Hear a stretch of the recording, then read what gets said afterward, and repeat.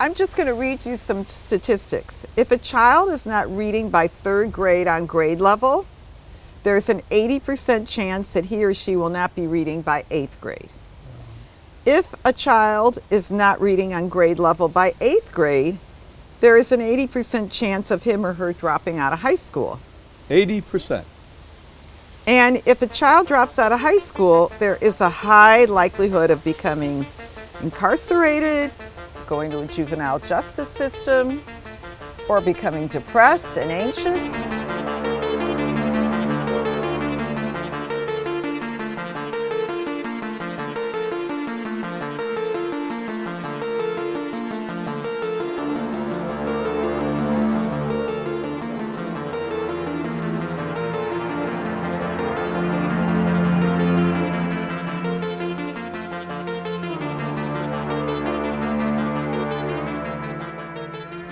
Brian Clement, Hippocrates Health Institute. Welcome to Brainstream. Today we're going to speak about education and the lack of. Here we have Dr. Deborah Levy, one of the world's foremost authorities on such a subject, who's created realistic and viable programs to help people learn. There's not a whole lot of that going on today. Welcome, Dr. Levy. How are you? Good, thank you. Glad to be here. So tell me how you became an educator. Let's start right back at the beginning. Well, I was born and grew up in a small town, Gary, Indiana, of immigrant parents. And I had a brother who was next in line to me who just was not thriving in school. He really struggled. And my parents were immigrants. They didn't know what to do. They were really torn. I would help them because I was a good student, but it still didn't help. So they would go to take the South Shore train to Chicago to get help, and they never got help. So I think subconsciously, and I didn't realize it till I was interviewed when I had a school for dyslexia by the Miami Herald, that's why I went into this work. It's like, was healing for me. So your maternal instinct came out and you were protecting. So then how did you pursue that education? Well, when I went to University of Illinois for my BA, and I did my student teaching, my first job after student teaching was in Philadelphia, where I was put in charge as a first-year teacher of a program called Better, BISOL, Better Image of Self and Others Through Language. And it was very successful. It was in the Philadelphia Inquirer. So I always really had a passion to work with children who struggled with reading. And I just seemed to have a gift with it. Then I taught 3rd grade, and then we moved to Los Angeles, where I was a national consultant in reading. And in those days, I was Dr. Roach Van Allen's protege, who was big on whole language, and I realized it didn't work. And then I went to a meeting in Seattle and got very passionate about learning a method called orton-gillingham, and I've been doing it ever since. Well, I can tell you, when you were just fresh out of school, you were a young lady, you were 20, 21 years old, 22. Right. How did they know? Did they have an instinct? The principal, the superintendent, have an instinct that you were good at that? The HR person must have thought I could do it, because I said, I don't know what I'm doing. I'm a first-year teacher. And these kids would come in from Greece or other, where the only word they could read was pizza, P-I-Z-Z-A, because they saw it so much. Yeah. So somehow, racking my brain and going to other resources, because there weren't any resources of teachers that could help me with this, I found solutions. So I guess it was just a natural knack, and now I'm so passionate about what I do because one of my passions is teacher training and giving them resources, which has been this era of my life. Which is surely lacking. I mean, I don't see that in schools. And I see it diminishing. I mean, back in the 60s and 70s, there was sort of a progressive movement with this. But I see less resources, less support for teachers, the breakup of the unions of teachers, and pretty much the disrespect of teachers. I think maybe this recent pandemic is going to wake the public up again. what an incredibly important role this is. I mean, you can probably, like me, think back to the teachers or the professors that made a difference in your life. I remember how they looked, I remember what they said, and there weren't many. There weren't many of them. But there was at least one. Yes, at least one, that's right. And that's all it takes. That's all. So I feel that we're in a literacy crisis, and it's universal no matter what socioeconomic. Yeah. And I really attribute it to two things. One, the universities in preparing teachers, because they are not taught how to teach children the alphabetic code or phonics. And for the past 13 years, we have been in a balanced literacy program, meaning children aren't taught phonics, how to break down the word. They're just given books, which is great. But if I can't read Maurice Sendak's Where the Wild Things Are, then what good is that book? Yeah, So, I watch my grandchildren, the youngest one, struggle so much. And when you and I it should be sight words that they know, and that Exactly. A-N-D, and. Yeah. When did that go away? I mean, we used to be very basic and do those things. About 13 years ago. It was that soon ago.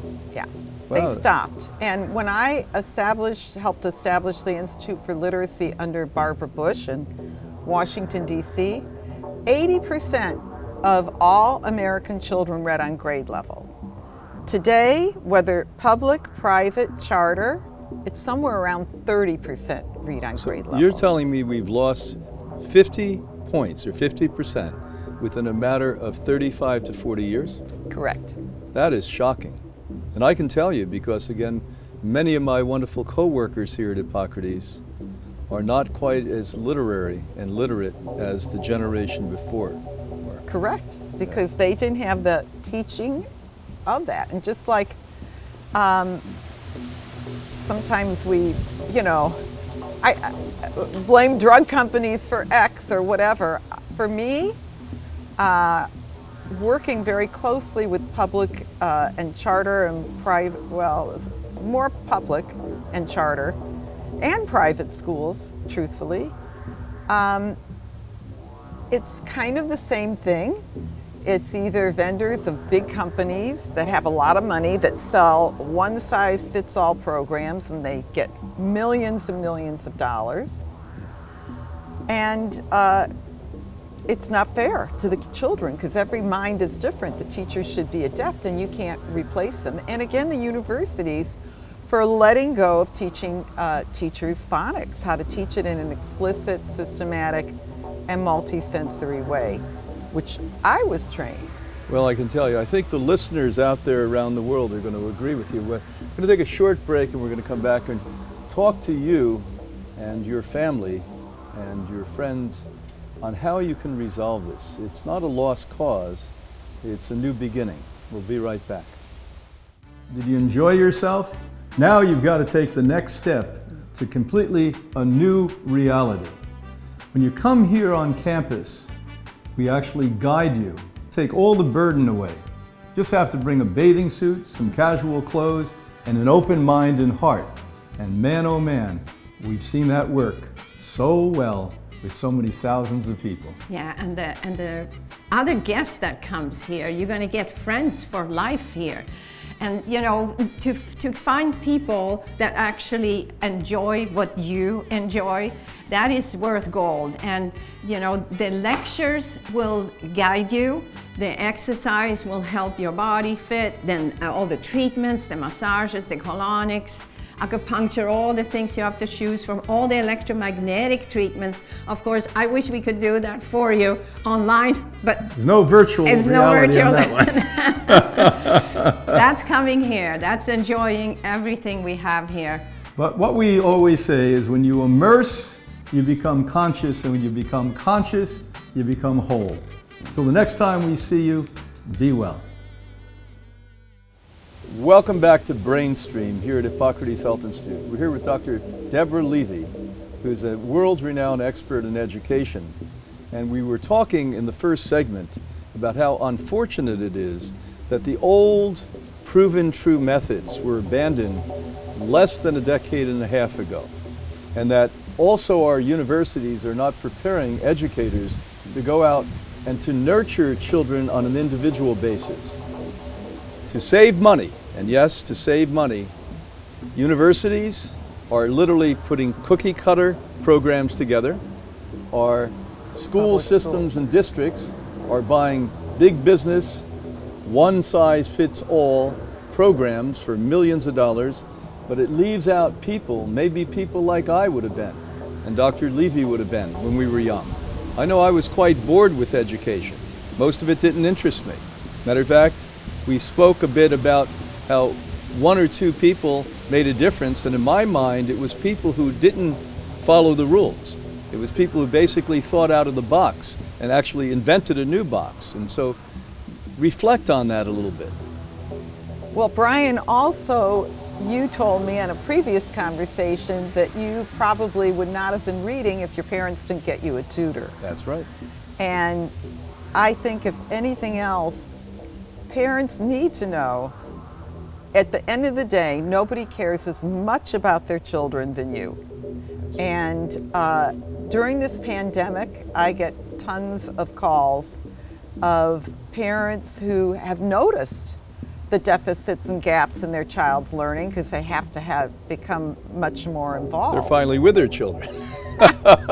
Unfortunately, because Yes. the kids are going to fall further behind with all the teaching that's going on today. There's nothing that replaces the human interaction of a teacher to a child.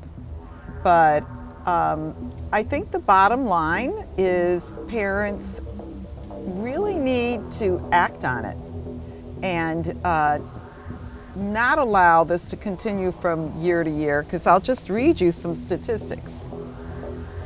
And again, I want to stress it's universal, whether it's a parent of a private school child, A wealthy child, a poor child, it's the same. child on Madison Avenue or child in the ghettos. Yeah, one out of 5 children have dyslexia, You're kidding. 20% of our children have dyslexia. and most schools do not know how to treat it. So it continues. And whenever, I have a learning center, and whenever parents, whenever I did an intake, they'd always say, "Mother, I knew something was wrong, but they didn't believe me." So go with your gut, especially moms. I'm just going to read you some statistics. If a child is not reading by 3rd grade on grade level, there's an 80% chance that he or she will not be reading by 8th grade. If a child is not reading on grade level by 8th grade, there is an 80% chance of him or her dropping out of high school. 80%. And if a child drops out of high school, there is a high likelihood of becoming incarcerated, going to a juvenile justice system, or becoming depressed and anxious, or having a very tumultuous life. Now think about what we're saying here. This may not be a conversation most people think of as a social changer, but what you've just articulated to me there is shocking to me. That by 3 years old, you're not in school at 3 years old. 3rd grade. Oh, 3rd grade, excuse me. By 3rd grade, you actually, if you're not at grade level, reading level, it's highly unlikely, 80% chance that you won't be able to read by the time you're in 8th grade. If you don't read well in 8th grade, the statistic shows there's an 80% chance that you're going to drop out of school. And if you do that, then you end up as a burden to yourself, a burden to culture and society, and possibly even move into criminal activity. Correct. So, Because these are smart kids, so they're going to figure out whatever. they have to become street smart. So, And one thing that I want you to know, that it costs over $130,000 per year to keep a child in high school in a juvenile detention center. It's $180,000 a year to put an adult in jail. And they say that in 3rd grade, like in Florida, it's a mandatory retention. And a lot of these prisons build jail cells predicting how many people will need them by third grade retention. And this all hinges upon the level of education or care or empathy or compassion that you receive as a child.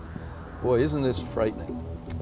It is frightening, and that's my passion now, is to toot literacy, because I really feel it should be talked about more in the media, because the more awareness a mother or a father has, the more they're going to keep advocating and find help for their child. I have worked universally all across the board, private schools, public schools, and charter schools, and I can tell you, no matter what the socioeconomics,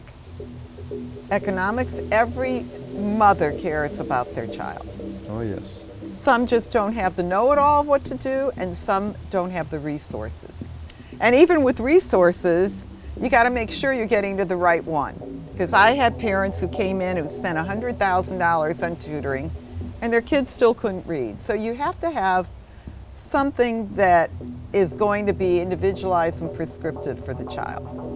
Well, this is really eye-opening to me, and I'm sure the listeners all over the world. I mean, it's just, this is a linchpin, as we call it. And if that pin is not secured in the right place at a very young age, where you're capable of understanding the world around you, that you have a depth of knowledge of the past and the future, that your mind is engaged in imagery and fantasy, you become unhealthy. And yes, it's bad for you, because most likely you're going to suffer throughout your entire life, but it's also bad for the society, the very society that seemingly is unwilling to spend a little money in the early days to save a lot of money and save your life later. So we're going to come back in just a minute and talk about the resolution, because I'm so passionate and Dr. Levy is so passionate about this. We're going to become partners and hopefully allow you to have an opportunity to see the power of knowledge and health. That's an unbeatable combination. We'll be right back.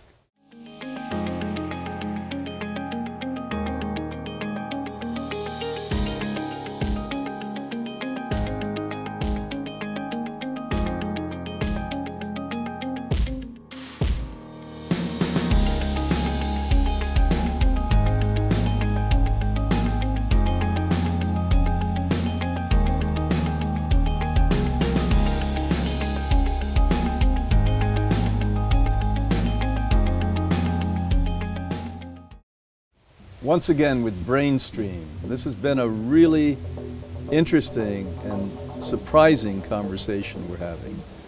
As much as I know how less educated the youth are today, when you look at the data, it's even more surprising to me. So let's talk about the remedies, Dr. Levy. You've been, forget passionate, you've been a pioneer in this. And I'm sure you're crying at the top of the mountain and you don't have many people listening.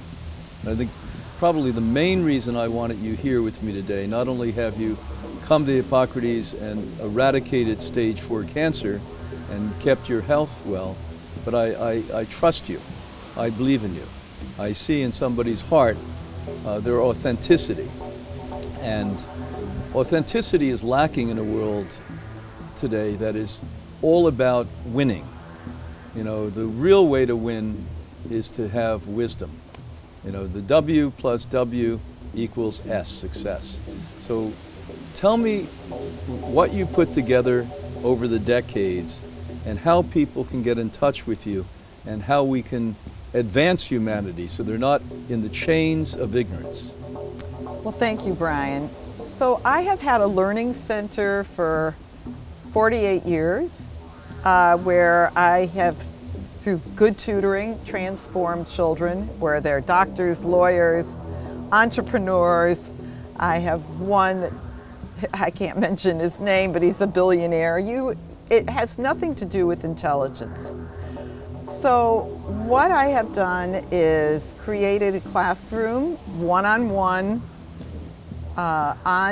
on what you would call Zoom, but it's a classroom, so we can do one-on-one tutoring So no matter where you are in the world, we they have can tune children in. from Israel, London, Zurich, and California, and Ohio, and all over, because it's very hard to find an intervention tutoring, which will customize it for that child. You have a lot of tutoring centers, but everybody gets the same thing. So that is something new that has been created. And what do? You test the children to see what Yeah, we they need? collect the testing that's been done and also see the child, because we don't only treat the reading issues, we treat the whole child. So our tutors are equipped to empower these kids, make them feel confident, make them feel good about themselves, because they've been beaten down.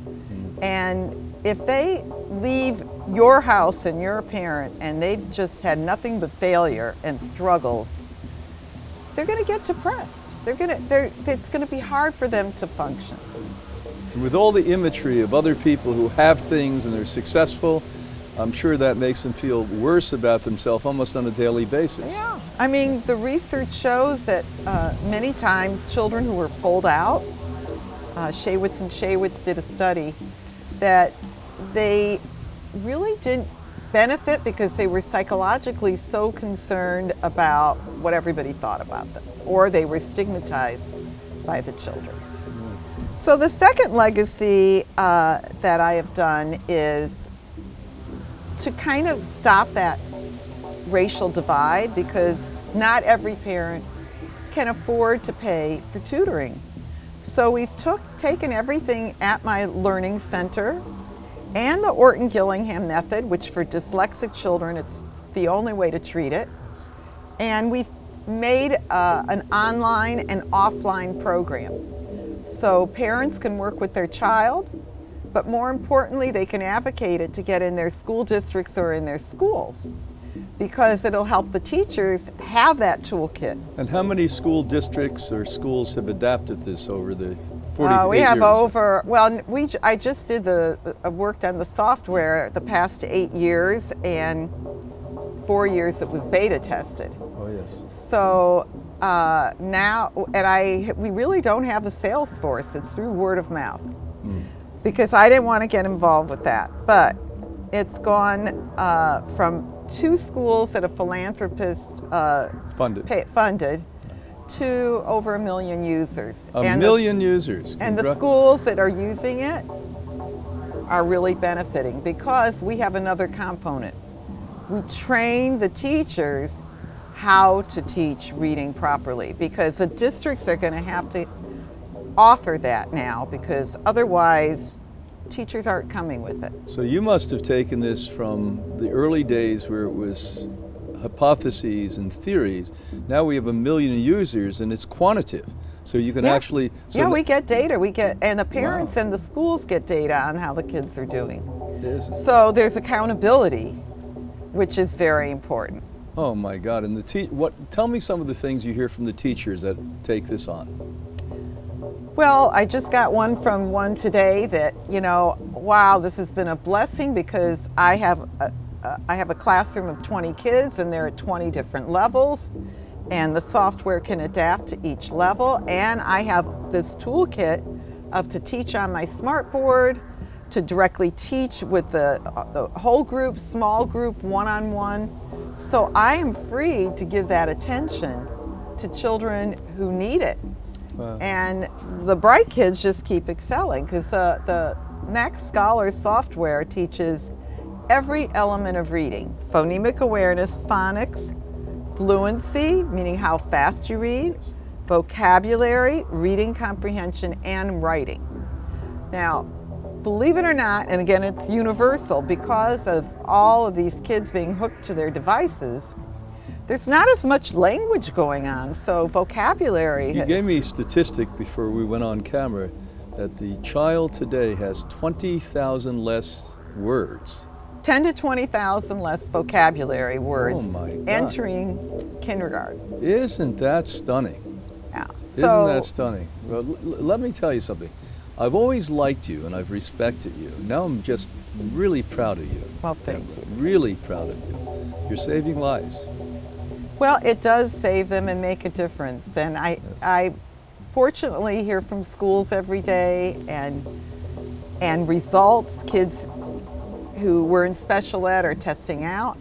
And most importantly, when my schools put it in their English language arts, the Max Scholar program, K to 2, they're diminishing their tiers and their special ed, which saves the district millions of dollars. Oh, yeah. Isn't that amazing? Well, congratulations. Now we're going to have you say loud and clear, we're going to post it up on the screen for all of you to see. So how do we get in touch with you? How do you go out as parents and as leaders and as teachers and as administrators and principals of school and bring this in to save the lives of your teachers who may be frustrated with the old system, and certainly the children, to make our society, to make our culture better? It's not good enough to be on a couch yelling about improvement unless you participate. So Deborah, loud and clear, how do they get in touch with you? We're going to post it up now. And before that, I just want to say, if you have to keep saying to your child, sound out the word, that's a telltale sign, because most of the time they can't. So you can reach me at 305-496-7208.